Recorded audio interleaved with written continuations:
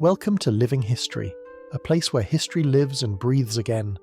Tonight, we step back in time, not through battles or kings, but through the quiet lives of those who lived in the shadows of history. So sit back, relax, or drift to sleep as we journey together into another time. If you enjoy this story, let me know in the comments what life you'd like to explore next.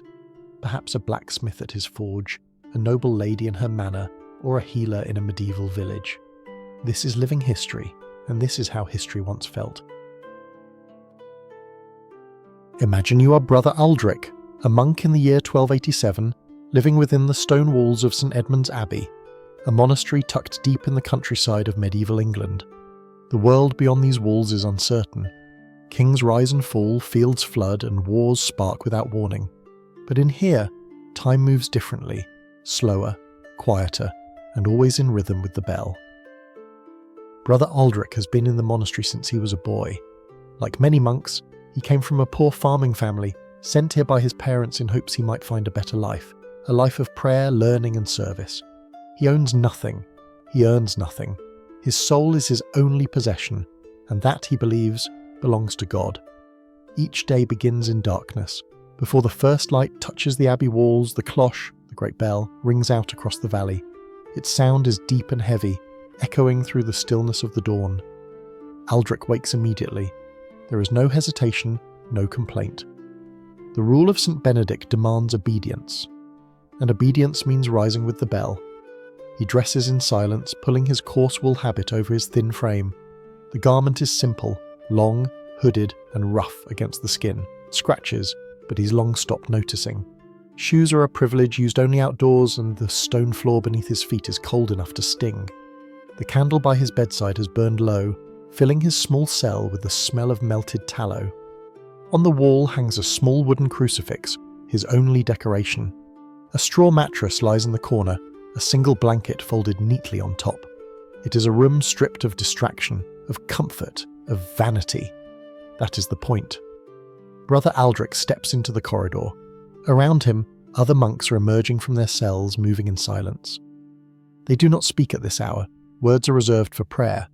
The sound of their sandals scuffing against the floor blends with the echoing toll of the bell. Together they move toward the chapel, their shadows long in the flickering torchlight. Inside, the air is cold and smells faintly of incense. The monks kneel in their stalls, and the first prayer of the day begins, matins. The voices rise slowly, deep and low, chanting in Latin, Domine labia mea aperies, Lord, open my lips. The chant fills the space like breath, rising toward the vaulted ceiling and fading again into stillness. It's beautiful in its simplicity, haunting even. This is how every day begins, prayer, silence and obedience. To live as a monk is to live outside of time. The monastery is a world within itself, governed not by seasons or kings, but by the sound of bells. Each one marks a duty, prayer, work, study or rest, and every hour is a step closer to God. When the service ends, Aldrich joins the brothers in the refectory, the dining hall. Breakfast is small, bread, sometimes cheese and ale or water. They eat in silence as one of the younger monks reads aloud from scripture. It is believed that even eating should nourish the soul, not just the body. Outside, the sun is beginning to rise. The morning light spills through the high arched windows, painting golden lines on the walls. The day has begun, and with it the cycle of labour, the rhythm that defines every monk's life. Some will tend the gardens, cultivating herbs for medicine or vegetables for the kitchen. Others will care for the animals or mend tools.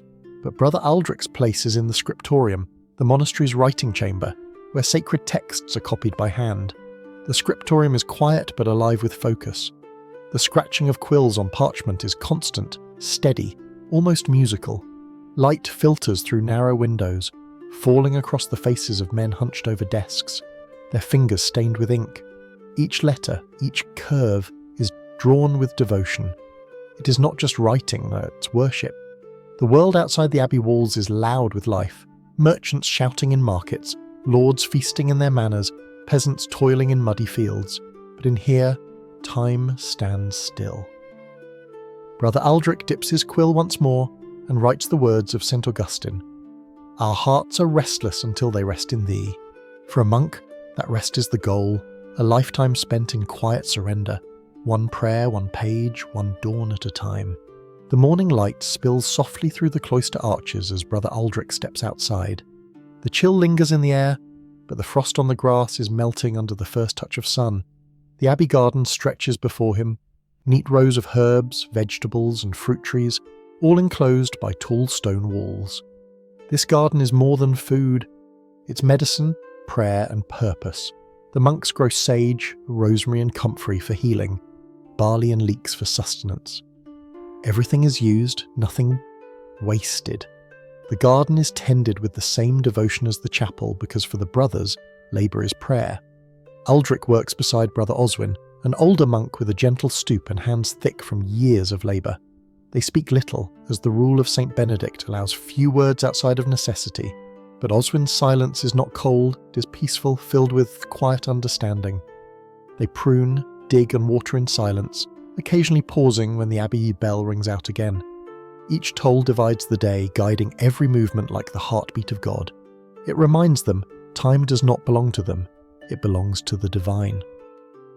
When the bell calls again, Aldrich washes his hands in the cold stone basin near the cloister and makes his way back to the scriptorium. Inside, the air is cool and still.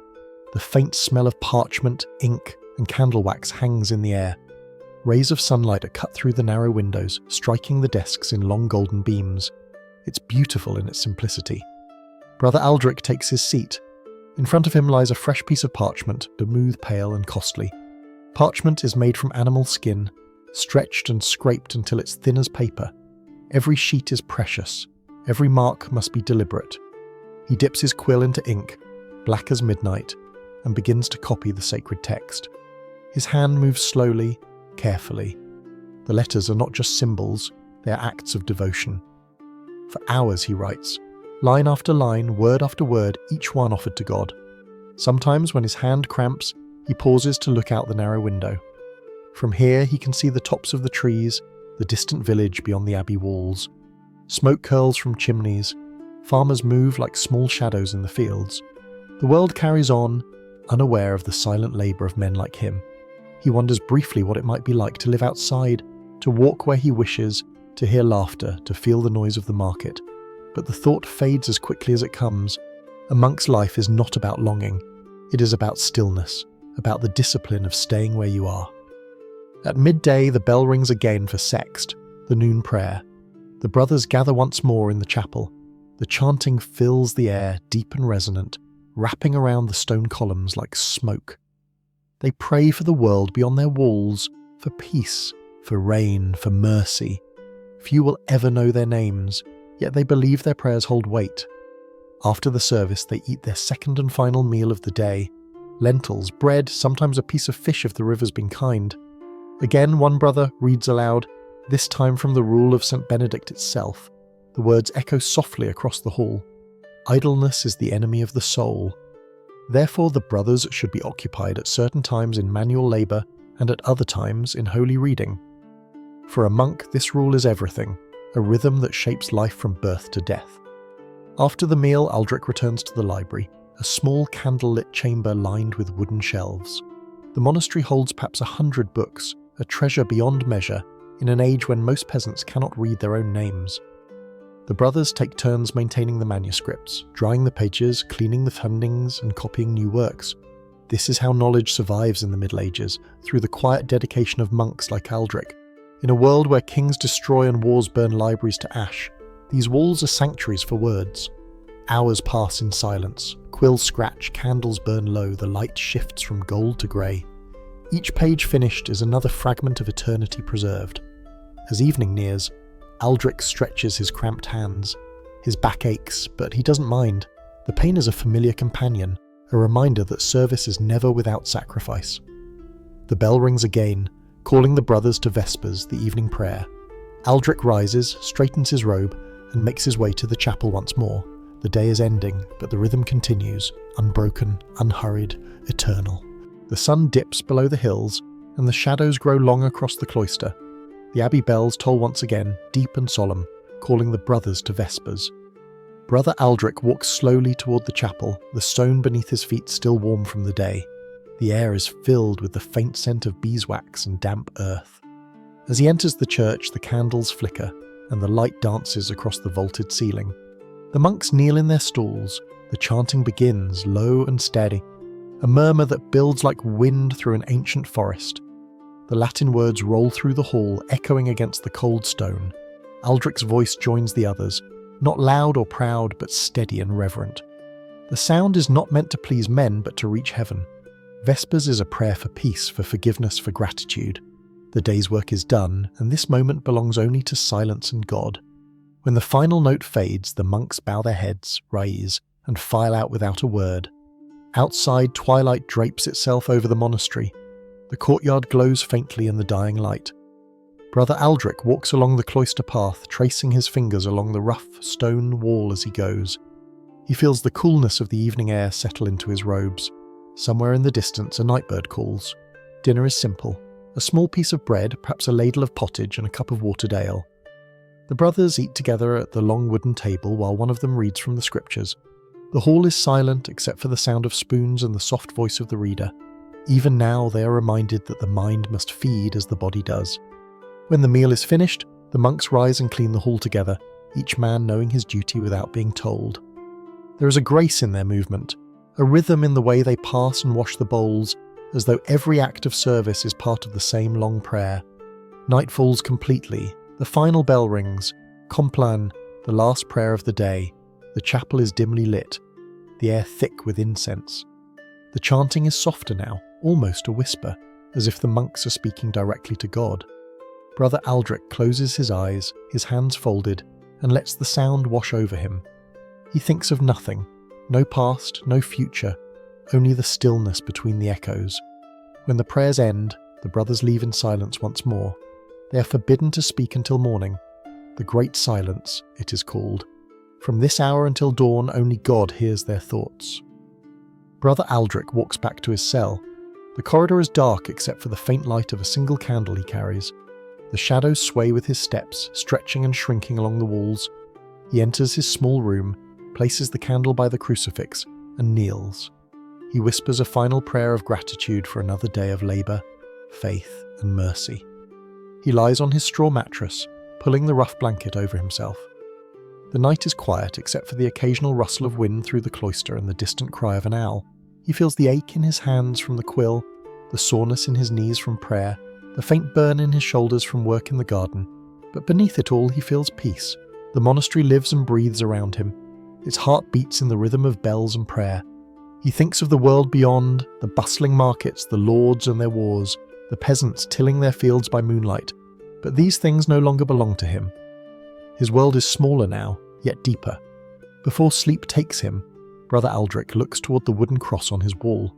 The candle flickers, its light trembling like a heartbeat. He feels the weight of the silence, heavy yet comforting.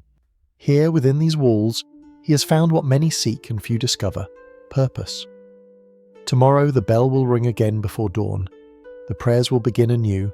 The fields will need tending, the manuscripts will wait for ink, and the voice of the monastery will rise once more in song. And so his life will continue, not in glory or in riches, but in devotion. Each day a mirror of the one before, each moment a small step toward eternity. Brother Aldrich closes his eyes, and the world fades into darkness. The abbey sleeps, wrapped in silence, and the bells of St. Edmund's stand ready to wake it once again.